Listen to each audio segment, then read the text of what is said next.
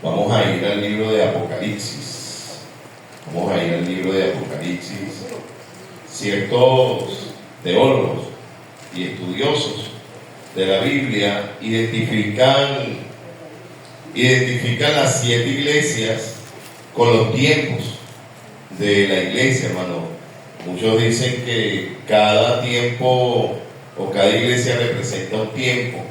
Y es interesante ese análisis, ¿verdad?, que hacen muchas personas, porque podemos, a través de esa teoría, porque en cierta manera es una teoría, descubrir el carácter de los tiempos de la iglesia y de alguna manera también entender, hermano, en qué tiempo está la iglesia actual, nuestro tiempo de nuestra iglesia. ¿Cuál es el tiempo que nosotros estamos experimentando? Los periodos de la iglesia.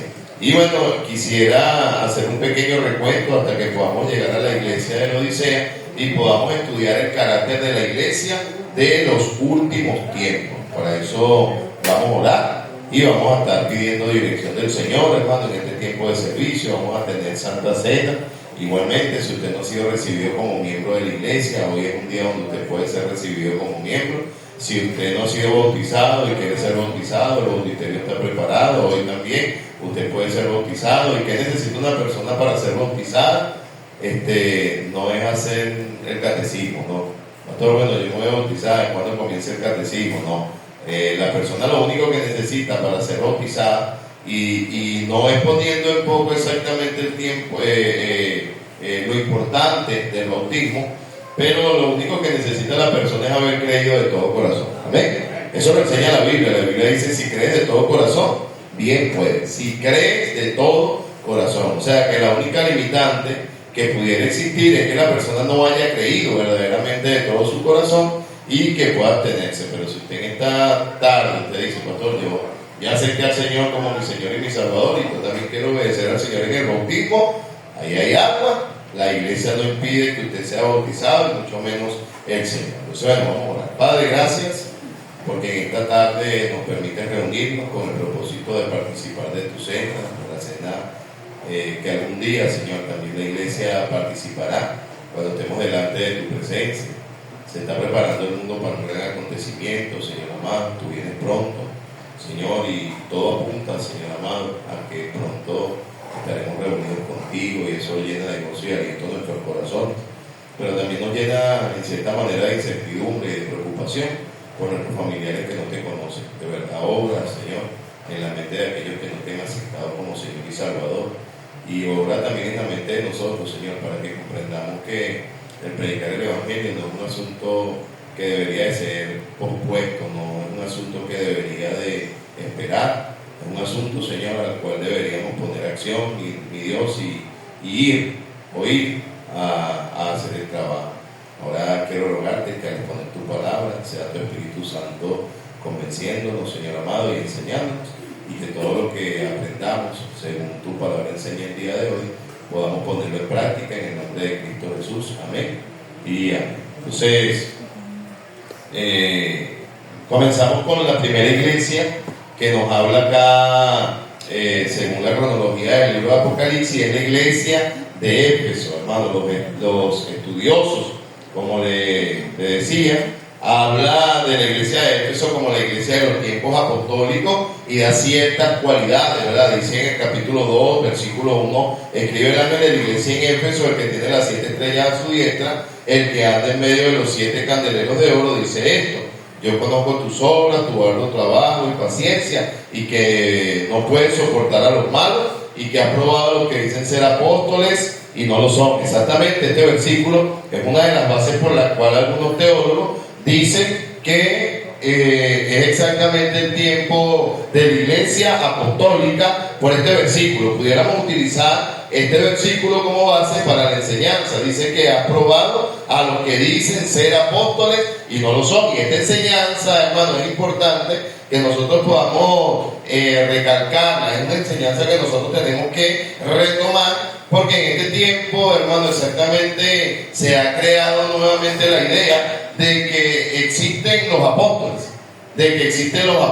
e incluso están utilizando ciertos versículos que obviamente aparecen dentro de la palabra de Dios, pero se distorsiona la enseñanza y ahora personas dicen, bueno, yo también puedo ser apóstol. Y hermano, los apóstoles tenían que cubrir unas cualidades sumamente importantes, como por lo menos tenían que haber sido enseñados directamente por el Señor. Y esta parte es muy manipulable. Cuando usted le dice a una persona que se autodenomina apóstol, que si él fue enseñado directamente por el Señor, él va a espiritualizar el tema y le va a decir, claro que sí, en el espíritu yo fui enseñado directamente por el Señor. Pero los apóstoles eran enseñados directamente por el Señor, no era de manera espiritual, era de una manera física. Ellos pasaron tiempo con el Señor, aún, y el apóstol Pablo. Aún el apóstol Pablo, donde dice que él fue por 3 años al desierto y allí él fue enseñado por el Señor. Entonces por eso de alguna manera los eruditos aplican esa enseñanza o la enseñanza de que la iglesia de Éfeso era la enseñanza de los tiempos de los apóstoles, porque dice que ellos probaban a los que decían ser apóstoles y no lo eran, y lo eran hallados mentirosos. Otro versículo que las personas tienden a utilizar está en Efesios capítulo 4, donde la palabra de Dios dice que el Señor mismo constituyó a unos apóstoles, a otros profetas, a otros evangelistas, a otros pastores y maestros, a fin de perfeccionar a los santos para la obra del ministerio. Pero yo creo que toda esa teoría se desmonta con un requisito apostólico. La Biblia dice que los apóstoles tenían que beber cosas mortíferas y no morir. ¿Sí o no? Y cualquier persona que diga ser apóstol tiene que estar dispuesto a beberse un frasco de veneno y no morirse. De hecho, el apóstol Pablo se lo mordió una serpiente en la mano. Sí, el apóstol Pablo lo mordió una serpiente en la mano, y eso fue en la isla de Malta. Y dice que el apóstol Pablo, cuando las personas del pueblo vieron que se le prendió la serpiente en la mano, comenzaron a hablar y a decir, qué mal habrá hecho este hombre que se salvó de morirse ahogado y una serpiente lo va a matar aquí. Al parecer era una serpiente altamente venenosa, y las personas sabían, hermano, que era una serpiente venenosa, pero al pasar el tiempo se dieron cuenta que el apóstol Pablo no moría, y ahora cambiaron la actitud, ahora comenzaron a adorar al apóstol Pablo. O sea, como dice el dicho, ni tan calvo ni con dos pelos, ¿no? Sí, ni lo adore, pero tampoco lo critique. Entonces, allí, hermano, era una prueba apostólica. Hace un tiempo estaba hablando con un hombre, ¿verdad? Y él me dijo que él era apóstol. Él me dijo, no, pues yo soy apóstol, mi llamado es ser apóstol. Y yo le digo, no, perfecto, si tú eres apóstol, yo respeto tu llamado. Solamente que se me ocurre que tú deberías probar tu apostolado. Yo soy pastor y yo puedo probarte mi pastorado. Ahí está la oveja, pero tú pruébame tu apostolado. ¿Y cómo usted quiere que yo le pruebe el apostolado? Y estaba Gesell en ese tiempo, porque fue ahí en la casa de Gesell, y yo le dije, Gesell, tú tendrás por ahí como esos venenos matarratas, 3 pasitos o algo por ahí. Y Gesell dijo justamente, sí, yo tengo.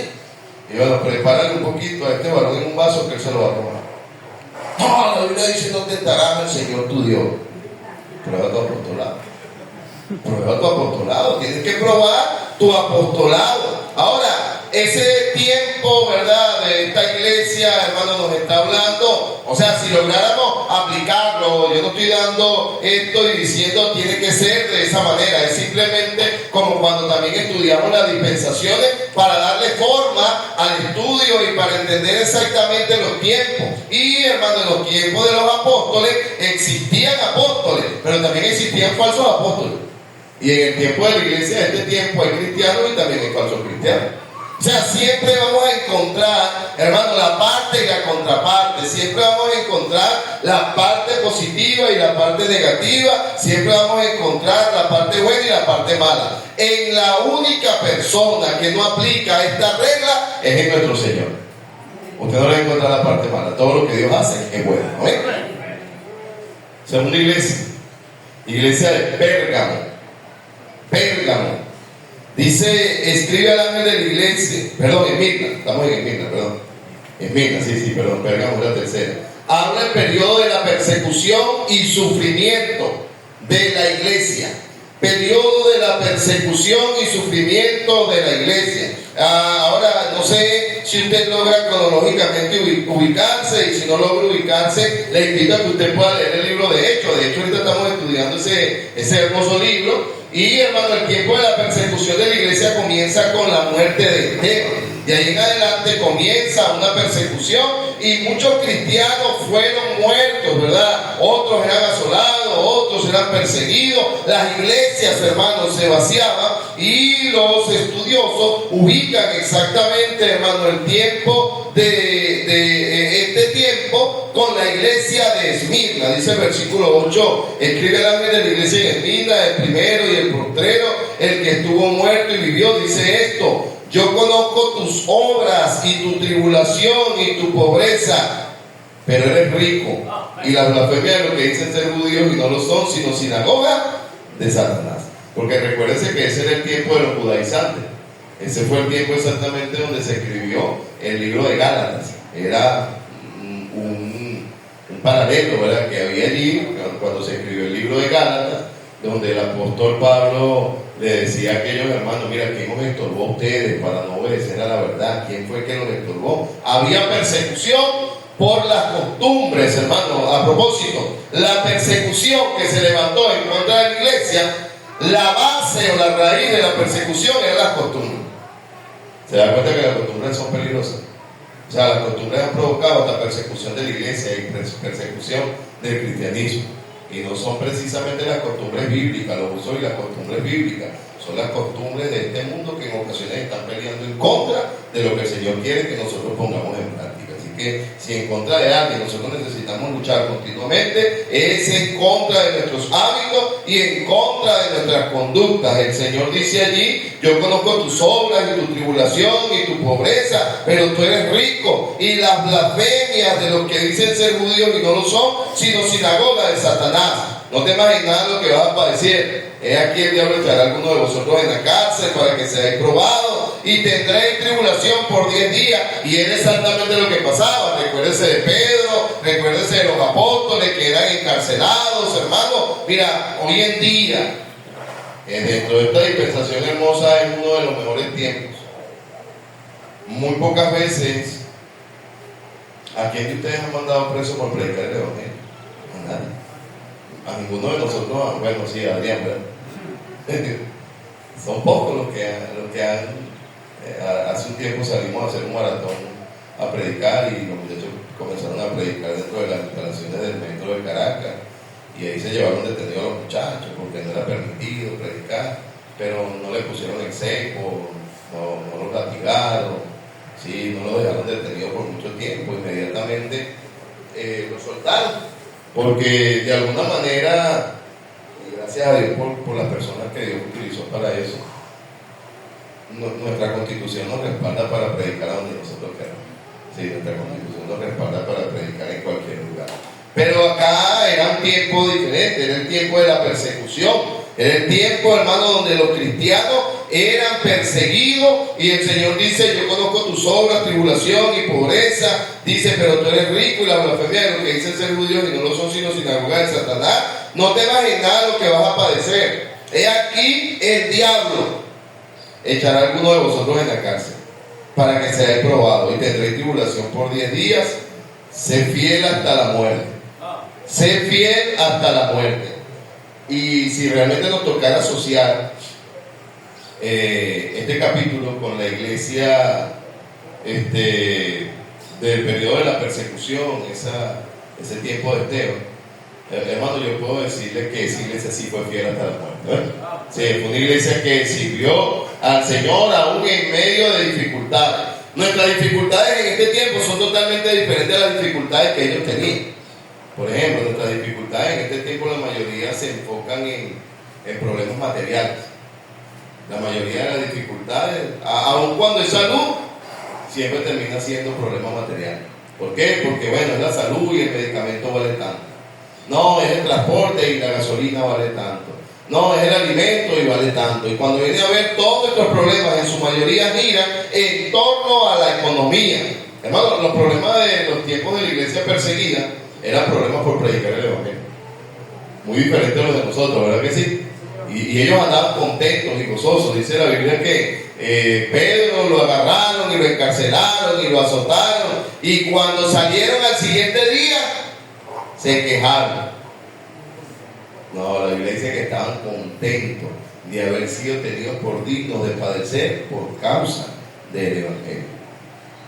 Hoy en día los cristianos sufren por causas que no son las mismas que las de los apóstoles, y al siguiente día ya no se quieren congregar. ¿Qué pasó, hermano? Estoy pasando por tribulación. Se me acabó la pila al reloj. Estoy pasando por tribulación. Se me partió la pantalla del teléfono. Estoy pasando por una gran tribulación, pastor. La batería del carro se me dañó. Hermano, óyeme, yo creo que necesitamos estudiar la Biblia y leer qué es una tribulación verdaderamente. Porque mucho de lo que nosotros llamamos tribulación no es tribulación, sino distracción. El diablo sabe cómo nos distrae a través de cualquier cosa. Y qué importante, amado hermano, es que nosotros entendamos que hay un rastro, hay una evidencia histórica que nos ha marcado como cristianos, y que las cosas no deberían de ser diferentes. La iglesia en Esmirna era el periodo de la iglesia perseguida y el sufrimiento de la iglesia. Tercera iglesia es la iglesia de Pérgamo. La iglesia de Pérgamo es la iglesia que tenía compromiso con el mundo.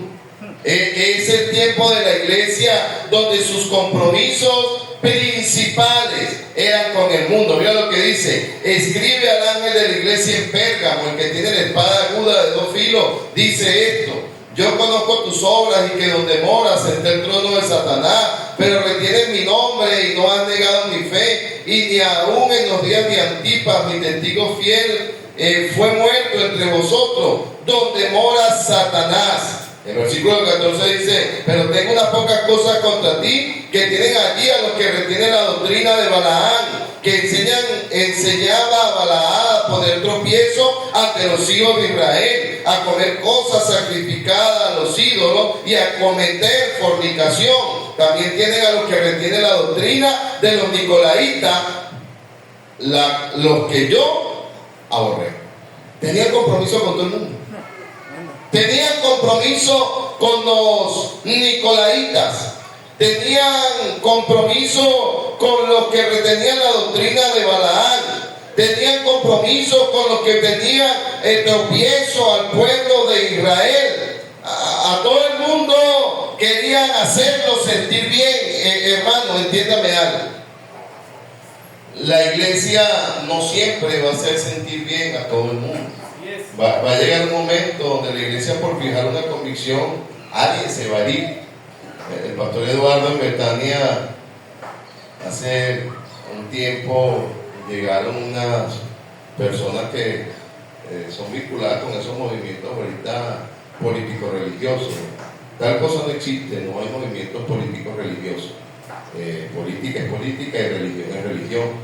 Pero bueno, el pastor Eduardo le pidieron para hacer una reunión en la iglesia, y yo le he dicho a él: tienes que llevar esto con mucha prudencia, porque tú estás en un lugar que es un centro piloto.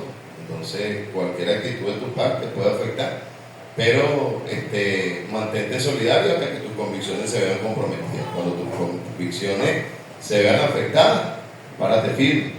Y fue exactamente lo que él intentó hacer, hermano. Y bueno, cuando llegaron a la iglesia, el pastor Eduardo dice que armaron un desorden, un desastre dentro de la iglesia, y el pastor Eduardo es un hombre bastante callado, pocas veces él va a reclamar, pero él dice que se paró en el púlpito y le dijo: mire, quiero decirle algo.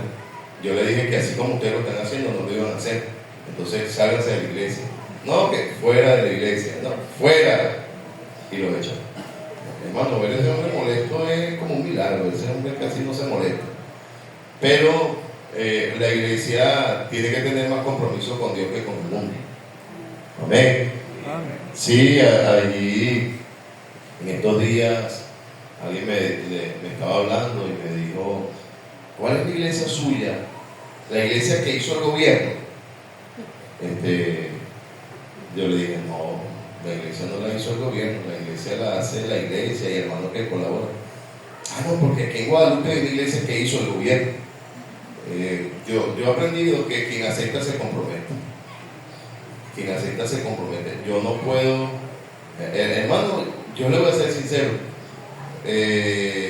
políticamente nosotros tenemos un grupo de personas que pudiera ser llamativo para cualquier grupo político, porque si yo les hablo a ustedes y les digo tienen que votar por tal persona, el político se va a sentir contento. Pero nosotros no tenemos compromiso político y por esa razón no aceptamos.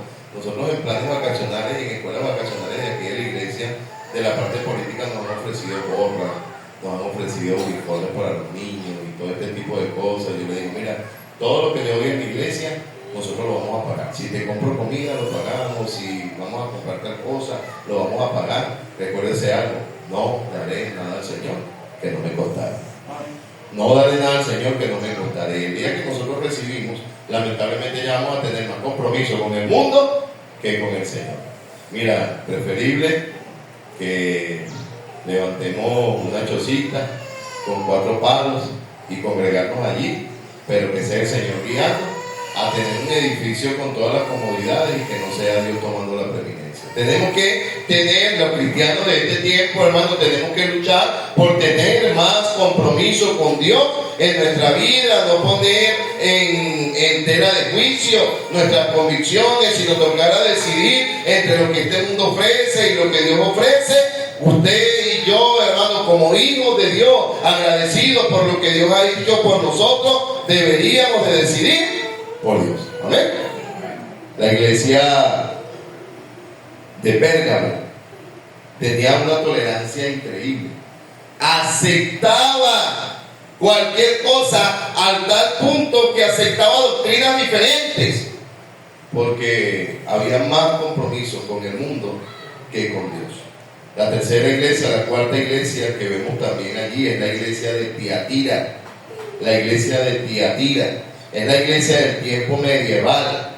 Dice, escribe al ángel de la iglesia de Tiatira: el Hijo de Dios, el que tiene ojos como llama de fuego y pies semejante al bronce bruñido. Yo conozco tus obras, amor, fe, servicio y paciencia, que tus obras postreras son mayor que las primeras, pero tengo contra ti que toleras a esa mujer, Jezabel, que se dice ser profetiza, enseña y seduzca a mis siervos a fornicar y a comer cosas sacrificadas a los ídolos. Dice, y he dado tiempo para que ella se arrepienta, pero no quiere arrepentirse de sus fornicaciones. Aquí hay un detalle importante, porque aunque estamos hablando de la iglesia, nombra a un personaje que no entra en el tiempo de la iglesia. Nombra a Jezabel.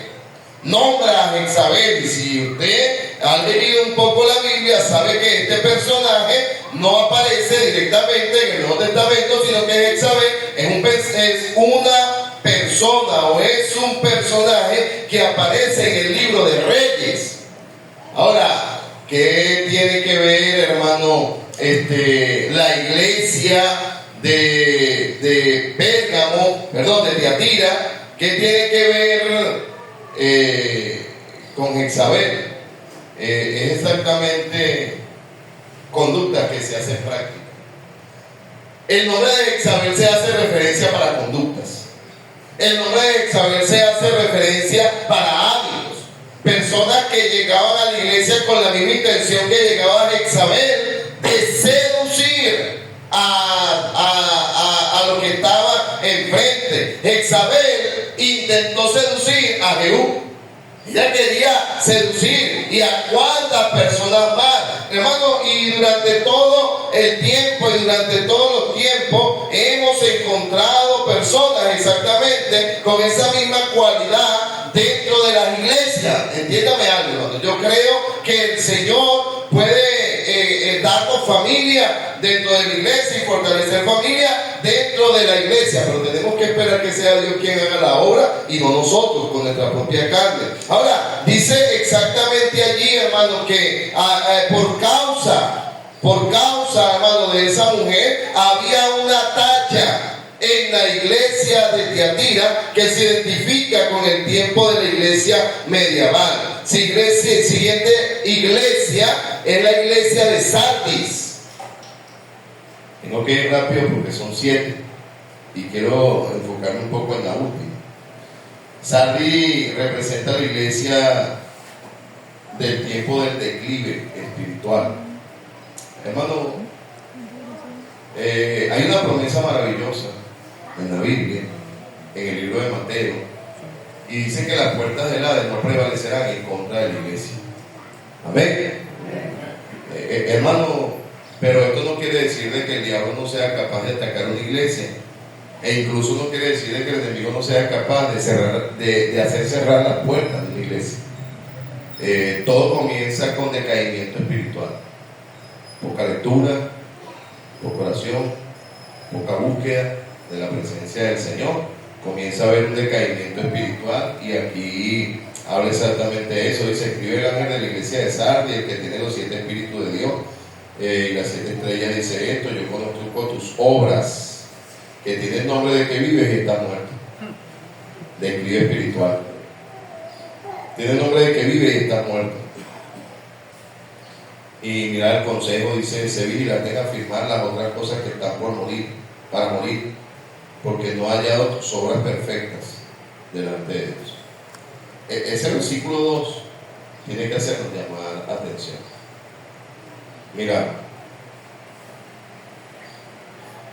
tú sabes que necesita una persona para sanarse. Una persona para sanarse necesita tomar un medicamento. Pero tú sabes lo que necesita una persona para tomar un medicamento. Necesita reconocer que está enfermo. Y mientras el cristiano actual diga: yo estoy bien, no va a buscar una solución. Pero qué bueno cuando nosotros podemos pararnos en el espejo espiritual, y darnos cuenta de las cosas que tienen que ser cambiadas en nuestra vida. Y que con humildad poder llegar delante del Señor y decir: yo no estoy bien, hay cosas que yo necesito mejorar en mi vida. Acá dice: yo conozco tus obras, que tienen nombre de que vives. Tienes nombre de que vives. Porque yo creo que como cristianos no tenemos un Dios de muertos. Amén. Estamos vivos porque Él vive. Pero la palabra de Dios dice que tienes nombre de que vives y estás muerto.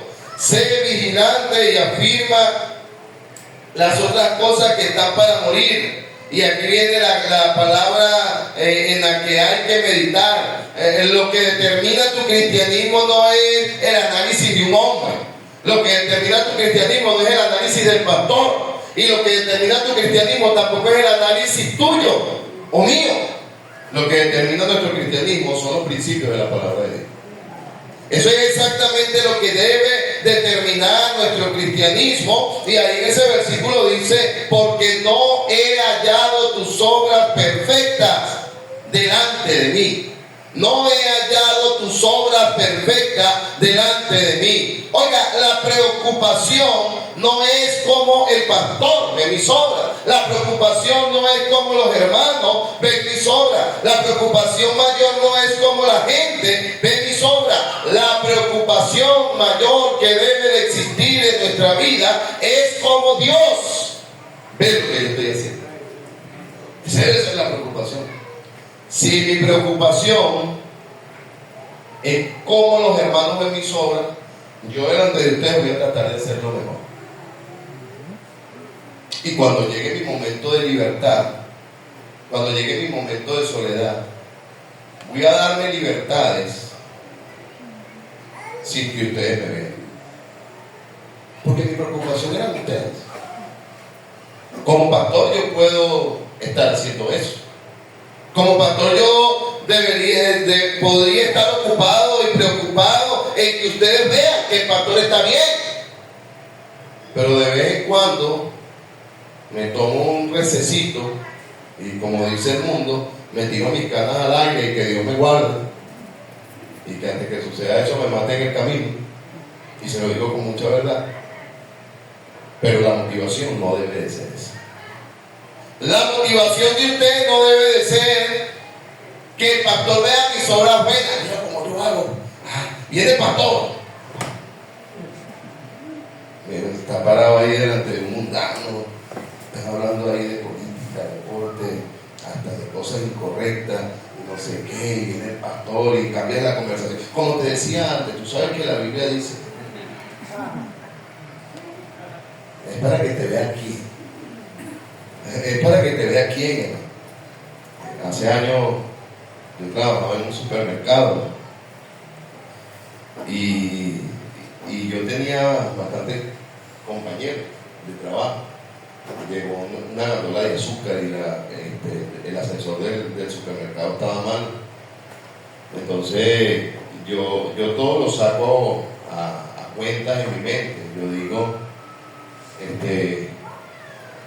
yo voy a subir 100 bultos de azúcar y voy a tener que dar 100 viajes.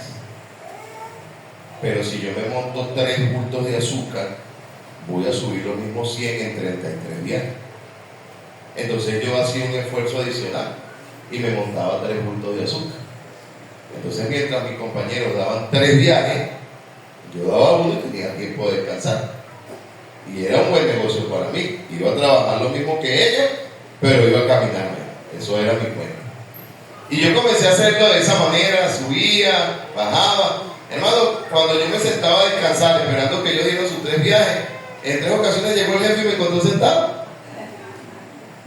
Sí, en 3 ocasiones. Él era un político del Valle de Caracas. Se llamaba Francisco Arias, siempre andaba con aquel hombre político de que llamaba Lorenzo Tobar. Y Francisco me veía y decía, cada vez que vengo te encuentro sentado. Y yo no hallaba qué decir, ¿no? Bueno, gracias a Dios, uno de mis compañeros se le acercó y le dijo, Diego, lo que pasa es que él sube 3 sacos. Y entonces mientras nosotros vamos subiendo uno, bajamos, él sube 3 sacos y descansa para que nosotros lleguemos a los 3. Gracias a Dios por ese compañero que, si no por él me bota. Pero, hermano, óigame, quien vive para que los humanos lo aprueben, en algún momento va a tener la desaprobación de Dios. Y usted y yo, hermano, tenemos que cuidarnos no de lo que el hombre diga y no de lo que el hombre haga. Usted y yo tenemos que cuidarnos de lo que Dios diga de nosotros. Y acá, hermano, esa iglesia es exactamente el ejemplo, el declive espiritual, hermano. Ese tiempo, hermano, donde los hombres vivían para que lo vieran. Él decía, tengo nombre de que vivo, pero Dios le dice, pero tú no estás vivo, tú estás muerto. Sé vigilante en afirmar estas cosas que están para morir, porque no he hallado tus obras perfectas delante de mí. Y cuando nuestro norte es agradar a Dios, todas las demás cosas cansan. Hace un tiempo vi una ilustración que me encantó. Dice que nuestro enfoque con respecto a nuestras acciones debe de ser vertical. Pero cuando tu enfoque es vertical hacia Dios, Dios se encarga que tu horizonte sea agradable. Es exactamente, hermano, lo que se ha perdido en este tiempo. Mira, dentro de la iglesia todos parecemos buenos cristianos. ¿Aló? Pero Dios sabe cómo está el corazón. Amén. Sí, Dios sabe los agarrones que nos echamos. Dios sabe las palabras que han salido de nuestra boca esta semana. Dios sabe los pensamientos que han pasado por nuestra mente. Dios sabe los rencores y la amargura que de repente hay dentro del corazón. Amado hermano, yo no estoy diciendo esto para herirte ni para hacerte sentir mal, sino para que tú arregles tus cuentas con el Señor y que tú entiendas que tu vida privada es tan importante como tu vida pública. No es quién sabe fuera, es cómo ve Dios lo que estamos haciendo. Hazte una pregunta, Señor. ¿Cómo ves mis obras? ¿Qué te parece? Si esta iglesia de Filadelfia, representa a la iglesia fiel y perseverante y ganadora de almas.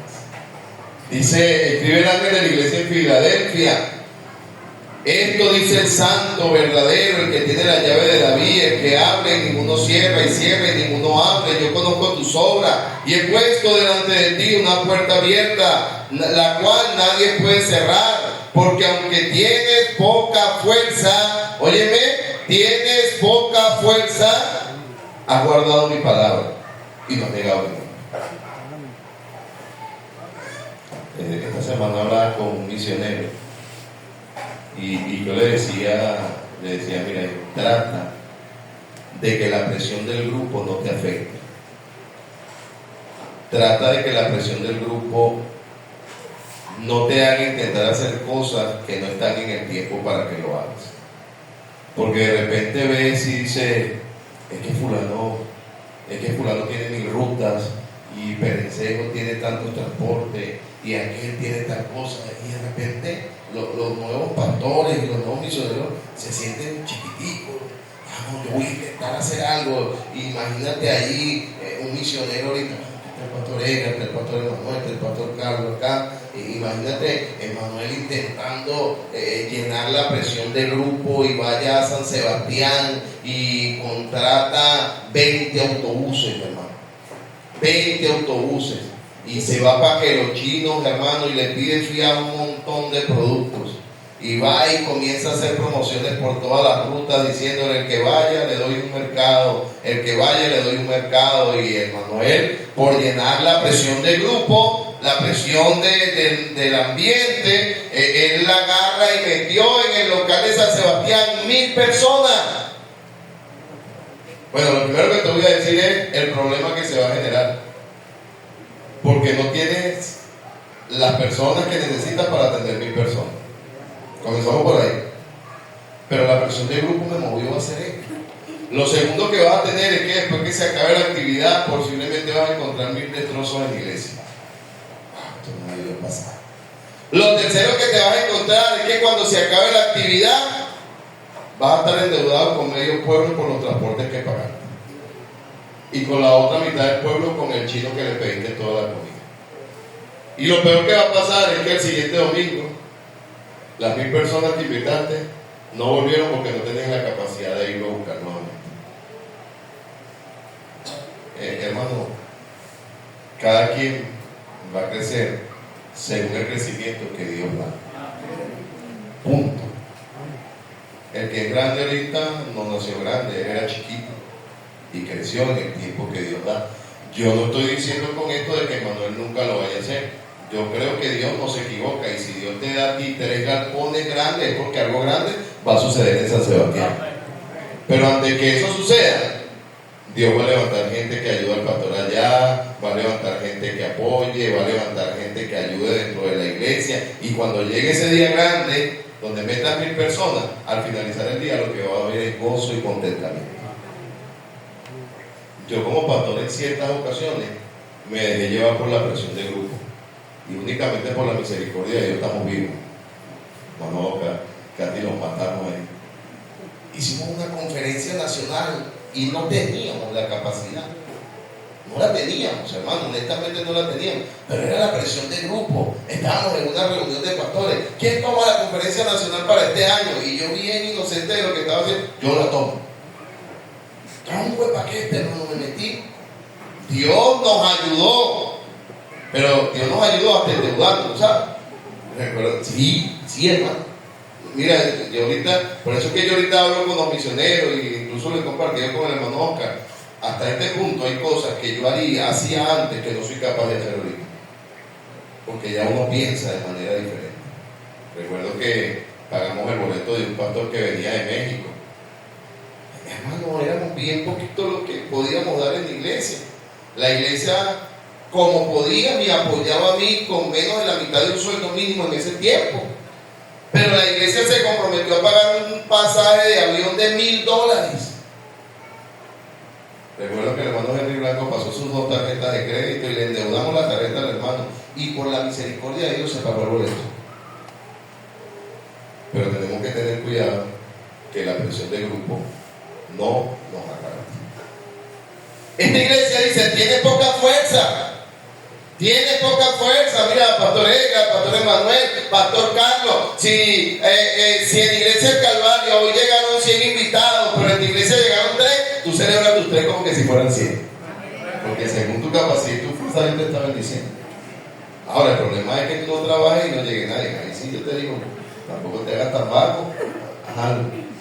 Pero acá, hermano, me agrada, me llena de gozo, de contentamiento, hermano, esta iglesia, la iglesia de Filadelfia, porque era la iglesia que el Señor le dice, mira, tienes poquita fuerza, a lo mejor no hacían grandes cosas, pero se mantenían fieles así.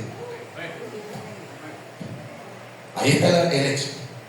Ahí está el éxito, hermano. Yo recuerdo cuando me paraba allá abajo en el poste, allí yo solo a soñar, me paraba en el poste y veía para la iglesia y yo visualizaba en mi mente, no fue revelación, era mi deseo, yo visualizaba autobuses entrando y saliendo de la iglesia. Y yo decía, Señor, algún día yo quiero que tú hagas eso. Yo quiero que en la iglesia lleguen autobuses y salgan autobuses llenos de gente. Y oraba y después mi carne me decía, tú sabes que eso nunca va a pasar. Y a veces me desanimaba. En el año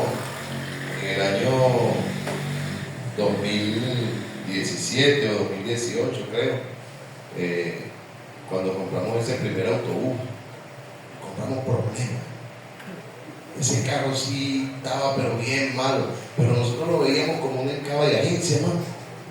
Ese carro usted salía y un día se le salía la palanca, otro día se le salía un caucho, otro día no prendía, pero estábamos contentos. Y yo decía, el Señor comenzó a orar, el Señor comenzó a responder. Y hermano, no tenemos grandes cosas, pero yo sé que lo que ha sucedido en la iglesia del Calvario lo ha hecho el Señor. La iglesia de la Odisea era fiel.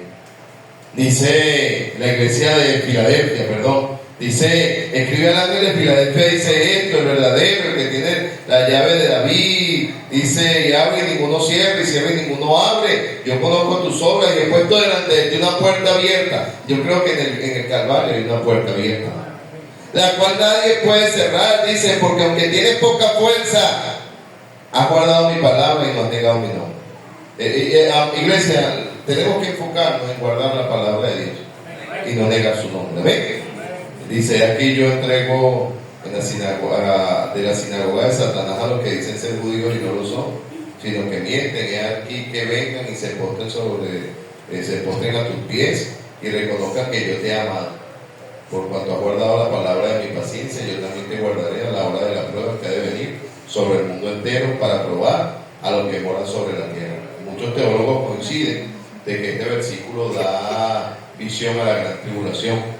Sí, dice, es exactamente el texto que utilizamos para enseñar que la iglesia no pasará por la tribulación.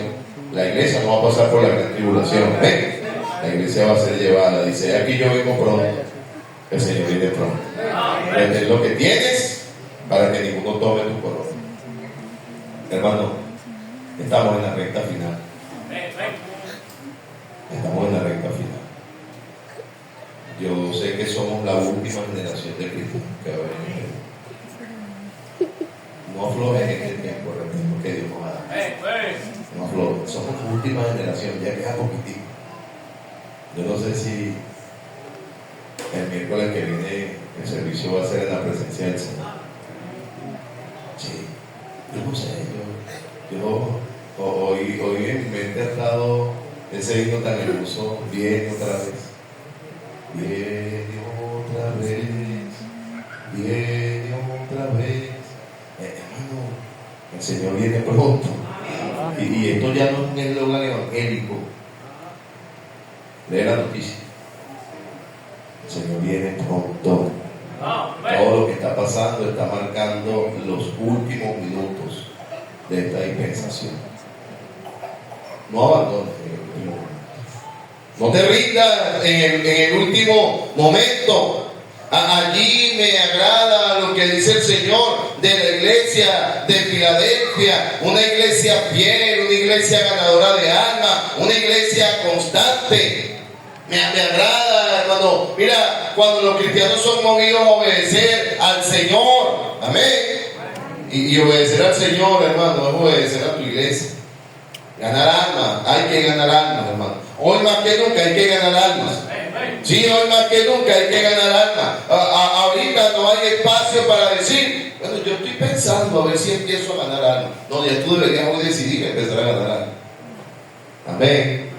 Si tú deberías de decidir que a cada persona que tú te le acerques esta semana, sea en el transporte público, sea en el mercado, sea en tu trabajo, sea en tu colegio, sea en tu comunidad, haz un compromiso contigo mismo y decir a todo el que yo me le acerque y el que se me acerque le voy a hablar de Cristo. Amén. Hay que hacerlo. Pastor, es que es difícil. Hermano, pero ¿por qué es tan difícil si hablar de deporte no es fácil? ¿Por qué es tan difícil si hablar de comida no es fácil? Ahorita andamos en la onda de la comida y de la dieta y guardando dieta y rompemos el hielo hablando de comida. Sí, cuando estamos en tiempo de elecciones, pues hablamos de política. Y cuando estamos hablando del tiempo de la lluvia, me encanta hablar de cochinos. Cuando vemos los animales, mi teléfono está lleno de puros videos de cochinos, ahí los veo, siempre. Es fácil. Llegamos ahí a una parte y alguien está hablando, no, porque el alimento, sí, vale, el alimento es suyo. Ni siquiera te preguntaron a ti.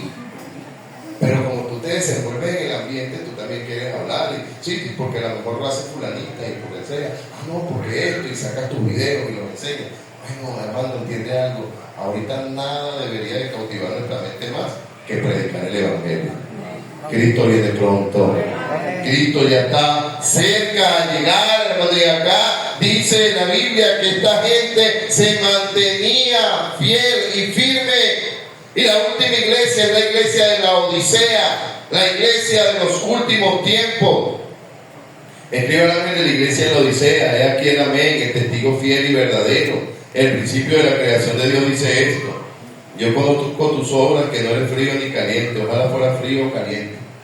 Iglesia fría, iglesia fría, iglesia apática. No es frío ni caliente, no tiene la suficiente fuerza para ir y ser mundano, pero tampoco tiene la suficiente fuerza para levantarte y caminar con el Señor. Josué decía: yo no sé qué van a hacer ustedes, si van a servir a los ídolos, a los dioses a los cuales sirvieron a vuestros padres, a los colgados, pero yo y mi casa serviremos a Jehová. Hermano, no podemos ser cristianos a media esquina. No podemos ser cristianos a media esquina. Es desagradable delante de Dios. Dice: ni eres frío ni caliente, por cuanto eres tibio y no frío ni caliente, te vomitaré de mi boca. Porque tú dices: yo soy rico y me he enriquecido y de ninguna cosa tengo necesidad. Y no sabes que eres un desventurado, miserable, pobre, ciego, desnudo. Por tanto te aconsejo que de mí compres oro refinado, para que seas rico, y vestiduras blancas para vestirte, y no se descubra tu vergüenza y tu desnudez. Unge tus ojos con colirio para que veas. Yo reprendo y castigo a todos los que amo. Amén. ¿Se repite lo que dice el Señor? Yo reprendo y castigo a todos. ¿A quién? A todos los que amo. La disciplina del Señor no es para el mundo. La disciplina del Señor es para sus hijos. Y Él no te disciplina por rabia, te disciplina por amor. Qué tremendo que la Biblia nos da todos los principios. Este es un principio de la disciplina en el hogar bien importante, pero no voy a entrar ahí. Sé pues celoso y arrepiéntete. Y ahora está el versículo que le aplicamos a los mundanos. Este versículo se lo decimos normalmente a la gente cuando le predicamos el evangelio, y no está mal, puede aplicarse. Quiero explicar esto, puede aplicarse. Pero este versículo no fue dicho para un inconverso. Este versículo fue dicho para una iglesia.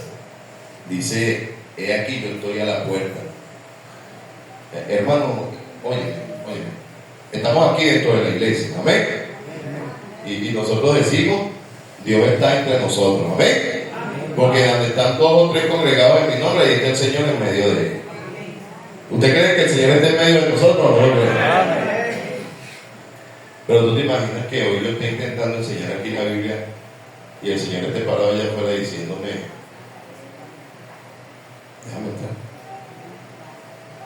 A veces la iglesia está tan llena de hombres que Dios está afuera. la iglesia se llena de programas, de métodos, de estrategias. La iglesia se llena tanto que simplemente le decimos al Espíritu Santo: siéntate ahí, Espíritu Santo, que yo lo voy a hacer. Y el Señor ilustra algo bien triste, porque Él está en la puerta de una iglesia diciendo: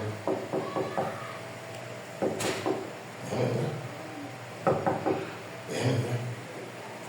¿Qué impide a que el Señor esté dentro de una iglesia? ¿Qué le impide? Dígame, ¿qué le impide? El pecado. El pecado impide que el Señor esté dentro de una iglesia. ¿El pecado de quién?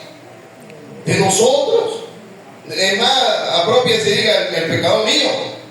El pecado mío. Me agrada la ilustración de el arca, hermano. Dice que allí, luego que acabó el diluvio, Noé abre la puerta del arca y manda un animal inmundo, un cuervo allí para que vaya, y él no volvió. No volvió porque ese animal sucio, el cuervo, él puede posar sus pies en animales muertos, en cuerpos muertos. Y no volvió, pero ahora Dios mueve el corazón de Noé y le dice: manda ahora la paloma. Y agarró una paloma limpia, porque la paloma no va a posar sus pies en algo inmundo. A propósito, es su naturaleza. Es su naturaleza. La naturaleza del cuervo, la naturaleza del samuro, del zopilote es eso. Usted sabe que Dios es tan perfecto que aún a ese tipo de animales como el samuro le creó como un tipo de antibiótico en sus heces para curar sus pies. Por eso que usted dice: ay, el Señor como que le hizo el trasero, el recto al samuro en un mal lugar, porque el samuro normalmente se defeca sobre sus patas. Entonces, a lo mejor usted no ha visto eso, sí, pero usted sabe por qué es eso: porque en sus heces y en su excremento hay un antídoto para que lo muerto que él pise no lo afecte y lo contamine. Y por eso él se puede parar sobre un cuerpo muerto. Pero lo mismo no pasa en la paloma. La paloma es un animal limpio, y si él se para sobre un animal de esa manera, que no lo va a hacer porque su naturaleza no se lo permite, entonces él se va a contaminar y va a morir. Y Noé mandó la paloma, y la paloma no encontró donde posar su pie y se volvió. Pero llegó el momento donde la mandó y vino con una ramita en el pico y dijo: bueno, ya se ve monta. Y llegó un momento donde le envió y ya no volvió más. Y Noé entendió que ya había lugares limpios donde se podía reposar. El Espíritu Santo es ilustrado en la Biblia en forma de paloma. Y a veces el Espíritu Santo está en el corazón de algunos creyentes únicamente por cumplimiento de una promesa que no va a salir de allí. Pero hay corazones bien sucios y contaminados, donde el Espíritu Santo no está junto. Trata de que tu corazón esté tan limpio que el Espíritu Santo se sienta justo en ese lugar. Dice allí, hermano, en ese versículo que acabamos de leer, él dice: he aquí, yo estoy a la puerta y llamo. Si alguno oye mi voz y abre la puerta, entraré a él, cenaré con él y él conmigo. Uno que esté dispuesto a ser diferente. Uno que esté dispuesto a ser diferente.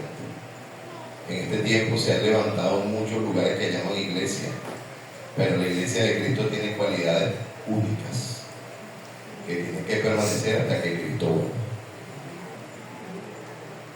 Yo quisiera hacer una respuesta colectiva y decir: vamos a hacer todos nosotros. No, yo no hago una invitación colectiva. Yo te hago una invitación personal a ti. Sé tu parte del que se comportó diferente. Sé tú aquel que oyó. Sé tú aquel que abrió. Sé tú aquel que aceptó la cena y que estuvo en comunión íntima con el Señor. Todo cerrado. Todo